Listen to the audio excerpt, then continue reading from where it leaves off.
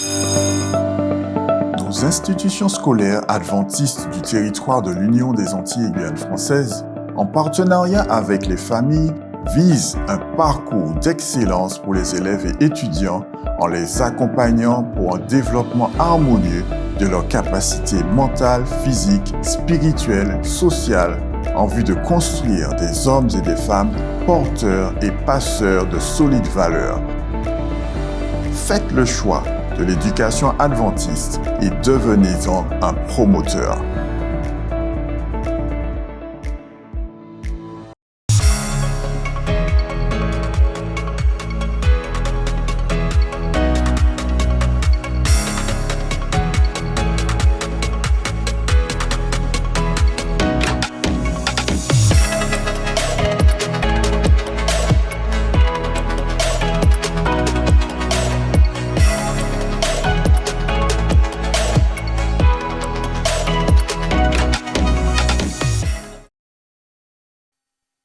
Chers tous, internautes d'ici et d'ailleurs, personnel de l'éducation de tous bords, parents et élèves, soyez les bienvenus dans notre semaine de l'éducation qui se déroule du 18 au 23 avril 2022.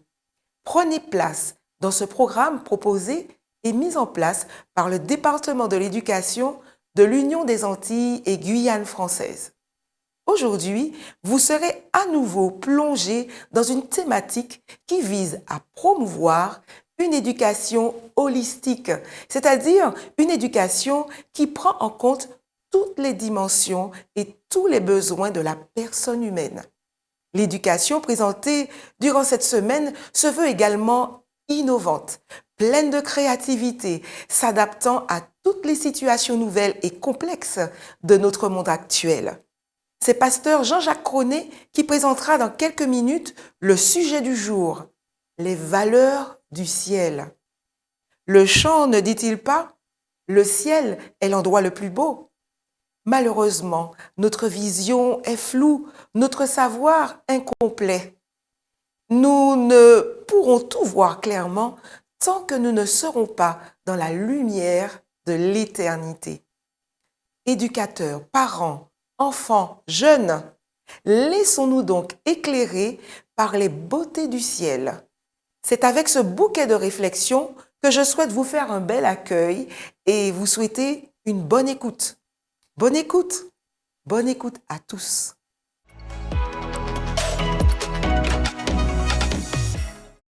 Je vous invite à prier avec moi pour le bon déroulement de ce programme. Prions ensemble. Bon Papa, Dieu d'Abraham, d'Isaac et de Jacob. Merci pour ta parole. Merci Seigneur parce que tu nous instruis et que tu éclaircis notre vision.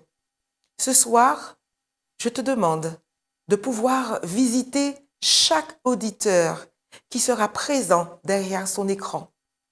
Que tu puisses parler à chaque cœur, que tu puisses parler aux jeunes, que tu puisses parler aux parents, que tu puisses parler à tous les éducateurs et que ce moment soit pour eux un moment de réconfort, un moment d'instruction, un moment bienfaisant. Seigneur Père éternel, que ton Saint-Esprit remplisse les cœurs et que tu bénisses le pasteur Jean-Jacques Cronet qui aura à partager avec nous en ce soir la réflexion. Merci Seigneur pour l'éducation chrétienne qui permet d'élever les enfants dans un esprit positif, dans un esprit de sagesse, dans un esprit de force, dans un esprit d'éternité. Merci Seigneur, nous t'avons prié au nom de Jésus. Amen.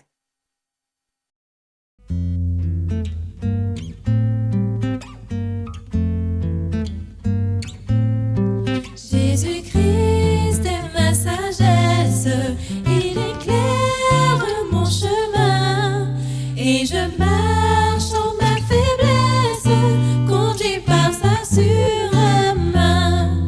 Il éclaire mon chemin, il éclaire mon chemin.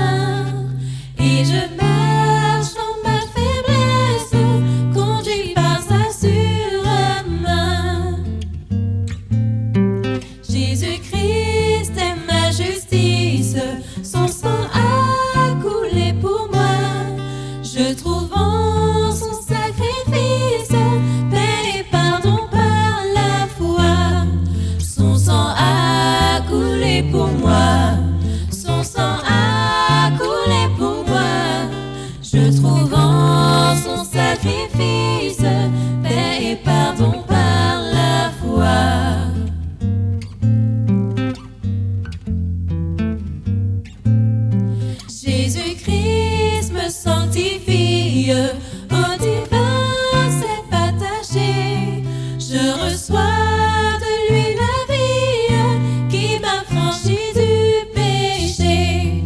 À toi Jésus attaché, à toi Jésus attaché, je reçois de toi la vie qui m'affranchit du péché. Jésus, en payant ma dette, à ton prix m'a racheté, et déjà ma place est prête vers lui pour l'éternité. Jésus, tu m'as racheté, Jésus, tu m'as racheté, et déjà ma place est prête vers toi pour l'éternité.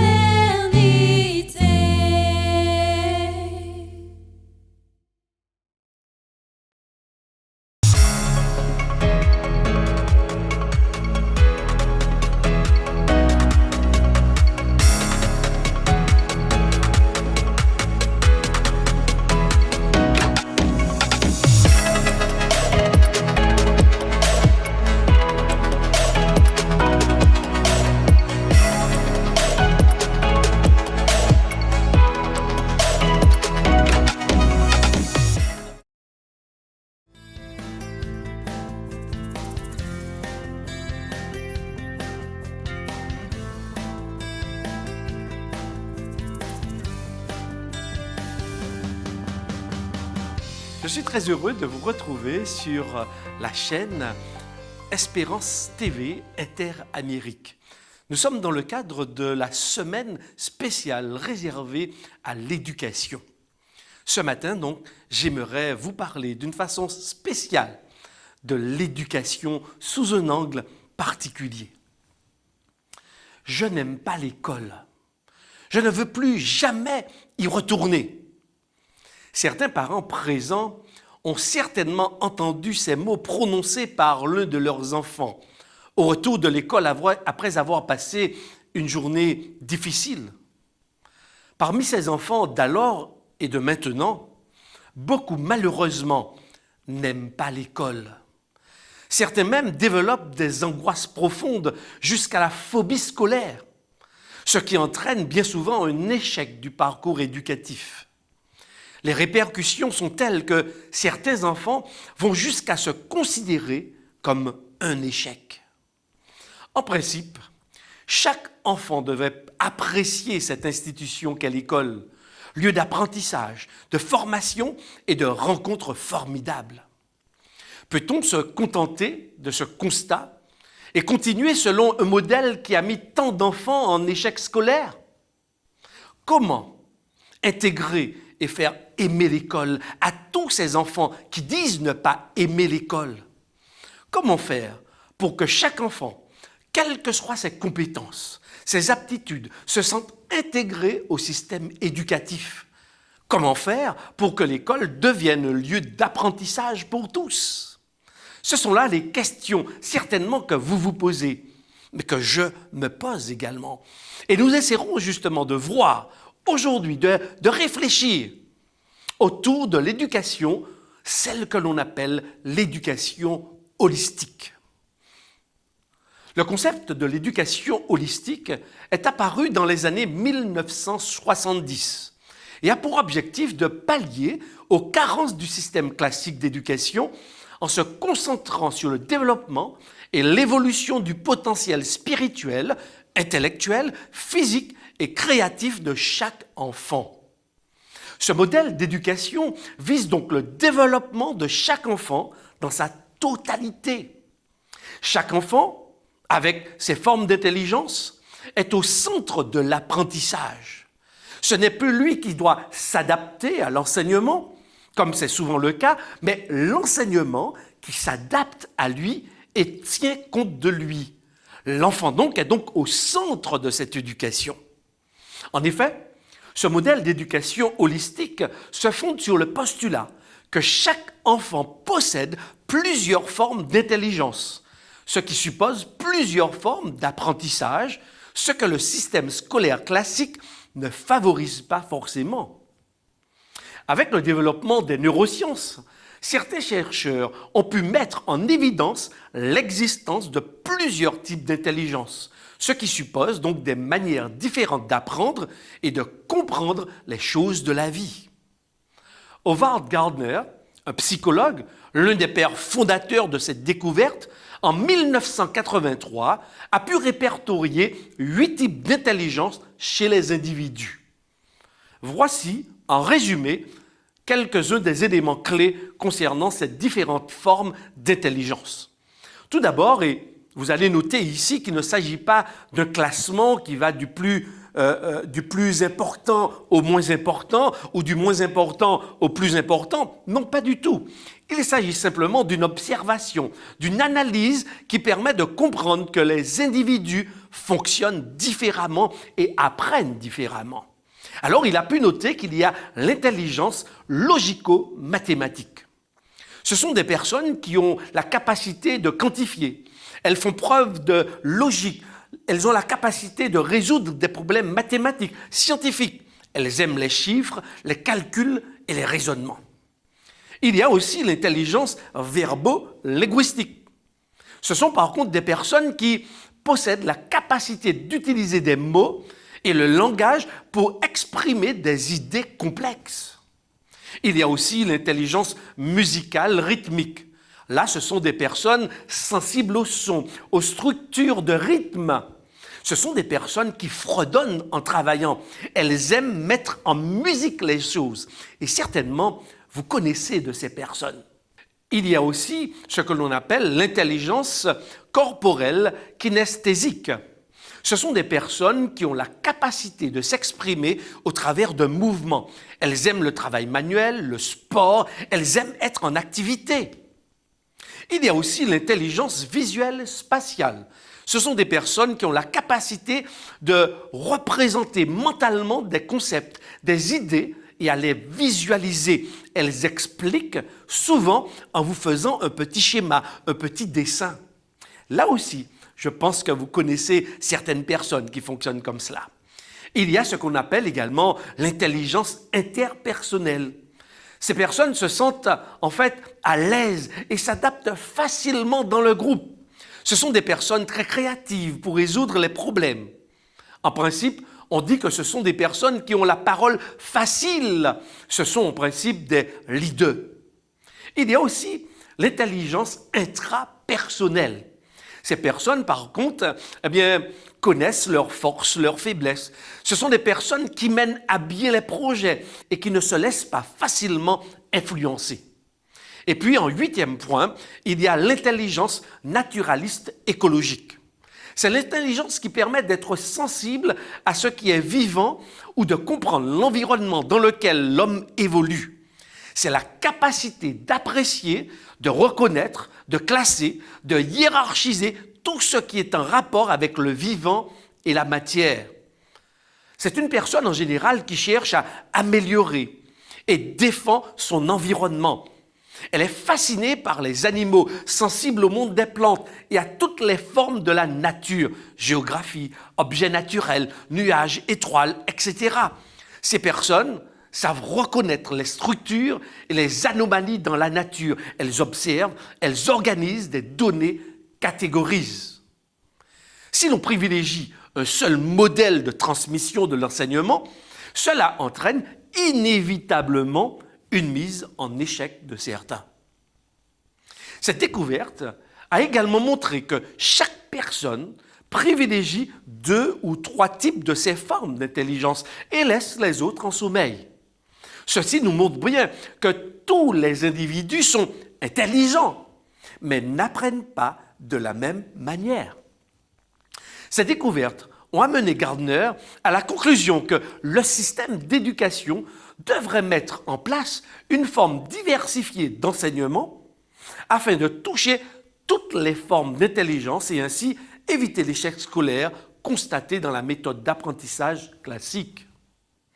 Qu'est-ce que cela veut dire, une forme diversifiée d'enseignement? Aujourd'hui, on le sait, un élève passe environ 95% de son temps d'enseignement dans la salle de classe, à lire, à écouter le professeur et à effectuer des exercices et à copier les leçons. Dans la méthode où l'enseignement est diversifié, l'enfant travaille souvent en groupe. Il sort de la salle de classe, apprend le jardinage, la cuisine, le bricolage et bien d'autres encore. Dans ce modèle, il est aussi acteur de son enseignement. C'est cette méthode d'enseignement varié que la méthode Montessori, entre autres, met en place avec les enfants. Ainsi, on permet aux enfants de mettre en place des projets comme une représentation théâtrale. Ils organisent tout de A à Z. On a pu constater ainsi que lorsque les enfants travaillent dans ce sens, eh bien, les choses se comprennent un peu mieux. Il faut savoir que dans plusieurs pays, des écoles vivent de nouvelles expériences avec la méthode holistique. Je vous donnerai maintenant 2 exemples. Le premier exemple est tiré de la Nouvelle-Zélande. En effet, dans ce pays, les écoles définissent elles-mêmes leurs projets pédagogiques. Des établissements ont ainsi pu s'adapter aux enfants d'origine maori, les premiers peuples de la Nouvelle-Zélande, dont l'anglais n'est pas la langue maternelle. Il n'est par exemple plus question d'apprendre des dates par cœur, mais d'entrer dans l'univers de cette date historique. Ça veut dire que ces enfants ont véritablement besoin de comprendre toute l'histoire, le contexte, plutôt que d'apprendre simplement des dates et de les reproduire. Dans une école de la banlieue d'Auckland, Point English School, l'apprentissage se fait en groupe où chacun participe à l'élaboration d'une œuvre plastique, littéraire, d'images qui rendront les informations tangibles.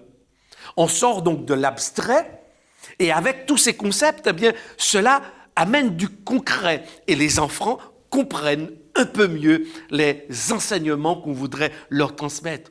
Ainsi, les élèves encouragés dans leur démarche montrent leur curiosité et s'approprient les projets dont ils veulent tout connaître. Nous allons voir maintenant un deuxième exemple au Danemark. Alors, on laisse entendre qu'au Danemark, eh bien, on trouverait la population la plus heureuse au monde selon différentes études. L'État, d'ailleurs, promeut la diversité éducative. Pour cela, il finance toutes les nouvelles écoles alternatives à partir de la première année. À Copenhague, par exemple, l'école verte accompagne les enfants dans leur découverte de la nature et de ses cycles. Ils passent ainsi beaucoup de temps à l'extérieur, à faire des cours, mais aussi à observer et à comprendre, plutôt que de rester en salle avec uniquement des images dans des livres ou sur un support numérique. Les enseignants leur apprennent ainsi à s'interroger et à débattre des grandes thématiques de société, et ce, dès l'âge de 6 ans. L'égalité, par exemple, homme-femme, fait notamment partie des sujets prépondérants. Vous observez qu'il n'y a pas qu'une méthode d'apprentissage privilégiée dans ces modèles, mais que chaque élève apprend, se sent intégré et non pas exclu ou moins intelligent que les autres. L'éducation va à la rencontre de l'enfant. En tant que croyants adventistes, ce concept ne nous est pas étranger. D'ailleurs, le livre « Éducation » qui fut écrit en 1903 par Ellen G. White, soit il y a 119 ans, disait « ce que devrait être la véritable éducation à mettre en place dans nos milieux ». Je cite « La véritable éducation implique bien plus que la poursuite de certaines études. Elle intéresse l'être tout entier et toute la durée de l'existence qui s'offre à l'homme. C'est le développement harmonieux des facultés physiques, mentales et spirituelles. Elle prépare l'étudiant à la joie du service qui sera le sien dans ce monde, mais aussi à la joie plus grande encore du vaste service qu'il attend dans le monde à venir. Nous trouvons ici ce concept de l'éducation holistique. Certes, peut-être pas avec la présentation des différentes formes d'intelligence, mais nous lisons qu'Ellen White pensait l'éducation globale, celle qui s'intéresse à l'humain dans toutes ses dimensions. C'est pourquoi dans beaucoup de nos institutions adventistes d'alors, les fermes, des jardins étaient mis en place et tous les étudiants étaient appelés à y travailler pour avoir et exercer un exercice manuel. Redécouvrons un peu ce que la Bible nous dit par rapport à cette éducation holistique. Lorsque Dieu créa les êtres humains, il les plaça dans un magnifique espace. Puis il leur confia des responsabilités. Dieu leur dit « Soyez féconds, multipliez, remplissez la terre ». Puis il demanda également de cultiver et de garder le jardin. Le cadre de vie et d'enseignement pour ces jeunes parents était le jardin avec les arbres, les fleurs, les ruisseaux, les oiseaux ainsi que le ciel étoilé, le soleil et la lune. Le manuel d'études était devant eux et parmi eux. Ils devaient apprendre en posant des questions à Dieu, mais aussi en observant, en analysant tous les mouvements et découvrir les lois qui régissaient le fonctionnement harmonieux de cette nature. Pour cultiver, ils devaient se mettre à l'ouvrage et ceci contribuerait au maintien de leur bonne forme physique. Le chant des oiseaux et le ruissellement de l'eau dans les ruisseaux chantaient à leurs oreilles et leur transmettaient l'harmonie.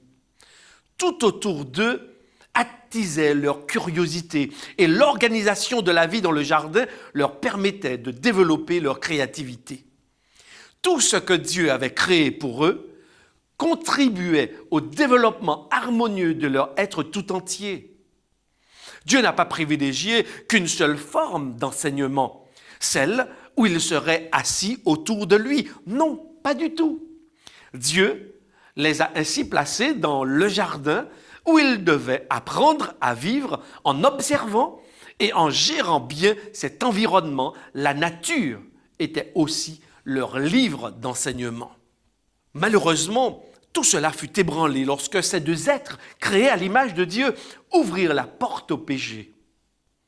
En dépit de cet échec apparent, Dieu n'abdiqua pas. Non, au contraire, c'est en Jésus que se trouve cette véritable éducation holistique.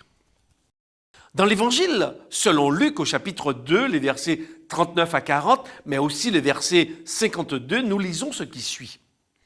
Après avoir accompli tout ce que prescrivait la loi du Seigneur, Joseph et Marie retournèrent en Galilée, à Nazareth, leur ville. Or, l'enfant grandissait et se fortifiait en esprit. Il était rempli de sagesse et la grâce de Dieu était sur lui. Jésus grandissait en sagesse, en taille et en grâce devant Dieu et devant les hommes. Le système d'apprentissage que Marie et Joseph avaient mis en place pour Jésus permettait ainsi un développement équilibré de son être. Le texte précise qu'ils étaient attentifs aux enseignements du Seigneur, ce qui laisse entendre qu'ils laissaient le Saint-Esprit les guider dans l'éducation à donner à cet enfant spécial. Jésus n'est allé ni à l'école du village, ni dans les écoles rabbiniques au pied de grands maîtres de son époque, mais il fut instruit par sa mère et son père aux choses simples de la vie. Il apprit donc avec Joseph le métier de charpentier, un métier manuel qui lui permettait non seulement d'avoir une solide condition physique, mais également d'exercer sa créativité et son côté artistique. Dès sa jeunesse, Jésus a manifesté un vif esprit, extrêmement intelligent. Les grands de son époque furent surpris par ses connaissances et restèrent à l'écouter et à lui poser des questions durant 3 jours, alors qu'il n'était âgé que de 12 ans. Sa vie d'adulte témoigne également d'une solide éducation holistique. La première chose que l'on peut constater dans la vie publique de Jésus, c'est qu'il fut quelqu'un qui ne laissait personne indifférent. Il était très sociable, les hommes, les femmes, les enfants étaient attirés par sa présence et son enseignement. Il connaissait parfaitement les écrits de l'Ancien Testament, puisqu'il fut capable de les citer sans en oublier un seul mot. Il savait écrire, puisqu'il fut capable d'écrire sur le sol avec son doigt des mots qui firent fuir ses accusateurs, les accusateurs de la femme, vous vous souvenez, prise en flagrant délit d'adultère. Il connaissait le travail qu'accomplissaient les cuisinières, car il parlait de levure, de farine, de blé, de grains de moutarde et autres. Il connaissait également le travail des laboureurs, des bergers, puisqu'il en cita plusieurs dans ses paraboles. Jésus était d'une condition physique hors pair, puisque non seulement il pratiqua un jeûne de 40 jours, mais il ne cessa de marcher de ville en ville durant tout son ministère de 3 ans. Ne croyons pas que tout fut naturel pour Jésus. L'auteur de l'Épître aux Hébreux, au chapitre 5, verset 8, nous dit que Jésus, bien qu'il fût fils, a appris l'obéissance par ce qu'il a souffert. Non, rien ne fut facile pour lui, mais ses parents, guidés par Dieu, lui communiquèrent la crainte de l'Éternel, Dieu, le goût de l'observation et une culture générale hors du commun. Maman, papa, j'aime l'école, c'est trop bien. Qu'est-ce que l'on aimerait que chaque enfant dise ces mots? Chers parents et éducateurs, l'éducation holistique diversifiée présentée dans la Bible, dans les écrits d'Ellen White, ainsi que dans plusieurs pays qui en font l'expérience, montre qu'il est possible d'amener à la réussite chaque enfant, de faire en sorte que l'école soit un lieu d'apprentissage pour tous, mais aussi un lieu où l'on tisse des liens. Pour cela, nous ne pouvons pas attendre simplement que l'institution mette en place cette méthode. À mesure que nous nous approchons de la fin de notre histoire terrestre, chaque parent doit se sentir concerné par l'éducation de son enfant. C'est-à-dire qu'il peut prendre le relais de l'école classique et s'impliquer en pratiquant à la maison et autour de la maison des activités avec son enfant. Lui apprendre à s'émerveiller, à observer et à analyser. La nature reste un livre inépuisable d'éducation. Vous me direz sans doute, nous ne savons pas comment faire. Nous avons peu de moyens et pas beaucoup de temps. Souvenez-vous, à Moïse qui résistait à l'appel de Dieu, ce dernier lui posa cette question, « Qu'as-tu dans ta main ?» Il répondit, « Un bâton. » Un insignifiant bâton, me direz-vous. Mais avec ce bâton, ou ce simple bâton, Dieu permit à Moïse d'accomplir des miracles extraordinaires devant le Pharaon et devant le peuple d'Israël. Avec le peu de moyens que nous avons, que nous pouvons remettre entre les mains de Dieu, ce dernier fera des choses extraordinaires si nous le lui demandons, si nous croyons en cette éducation dont les résultats sont probants. Alors, tous ensemble, relevons le défi d'une éducation holistique en ces temps de crise. Et tandis que vous voulez aller dans cette direction avec vos enfants, eh bien, je vous propose de prier avec moi. Notre Père et notre Dieu, alors que ce matin encore tu nous interpelles sur nos responsabilités, ce projet merveilleux que tu as mis en place pour nous afin que nous puissions grandir, nous développer, nous épanouir, eh bien, nous voulons être des acteurs avec toi. Nous voulons placer, eh bien, nos enfants tout d'abord entre tes mains. Te placer également chaque parent, les papas, les mamans, les frères et sœurs. Placer également la communauté ecclésiale entre tes mains. L'État également, la société dans laquelle nous vivons, afin que chacun de nous, à notre niveau, nous puissions prendre et accepter avec toi cette responsabilité. Nous voulons permettre à chaque enfant de grandir en comprenant sa véritable valeur, en pouvant recevoir l'éducation que tu voudrais lui transmettre. Pour cela, tu nous invites à comprendre la différence qu'il y a parmi tous les êtres humains.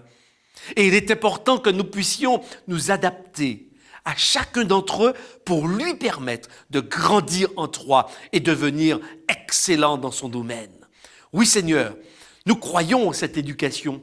Nous croyons que tu guideras chaque parent, chaque éducateur, chaque enfant et aide-nous particulièrement dans nos institutions, que ce soit en Guyane française, ou en Guadeloupe, ou aussi en Martinique et ailleurs dans le monde.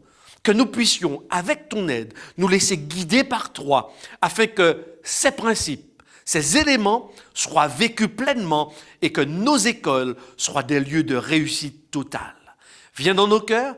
Merci infiniment pour ton soutien. Nous t'avons prié au nom de Jésus. Amen.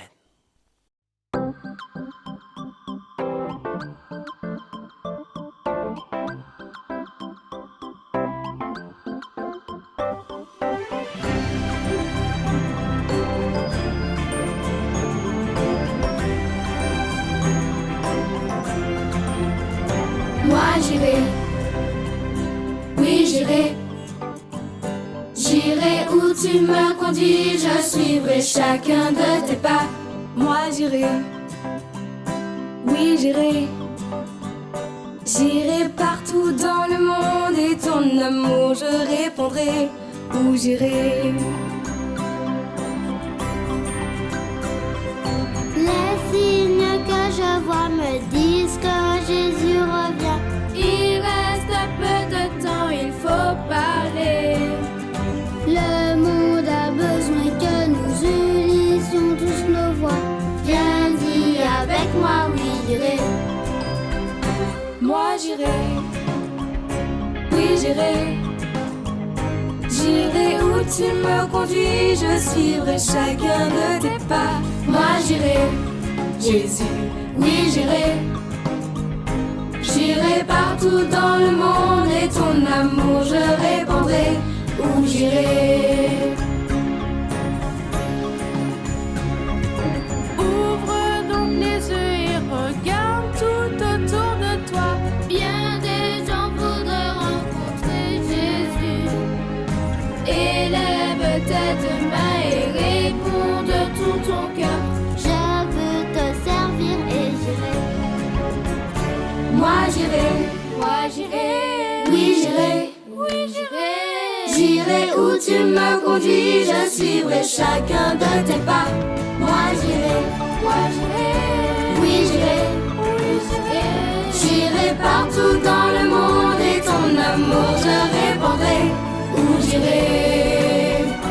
J'irai où tu me conduis, oui mon Jésus, je te suivrai.